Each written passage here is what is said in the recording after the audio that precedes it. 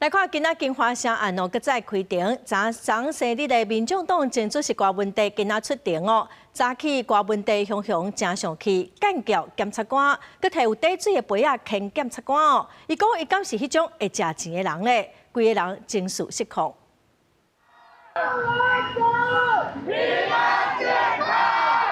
警被车到位，众人大声喊。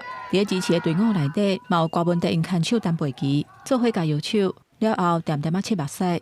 主席，你会不会后悔相信钟小平？民众党前主席郭文德生日拄过，初次各方提醒出庭，因为金华城案过2礼拜了后，即马搁开庭，重点要甲证人问话。我准备什么东西吗？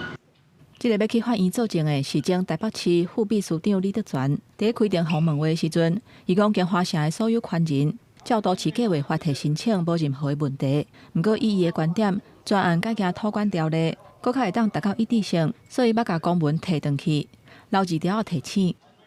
羁押他的理由、羁押他的必要性何在？我觉得接下来，在我们推动有关于司法改革，特别是刑事诉讼程序的改革上面，台湾民众党我们会邀全体的台湾人民共同严肃的来思考这个问题。休庭的10分钟，郭文德向塞资料，大声骂检察官无良心，强调讲伊并无贪污。边仔咧旁听的单背旗嘛，听甲流目屎。今仔专案是规日审理，前台北市副市长黄珊珊下晡嘛到庭作证。记者综合报道。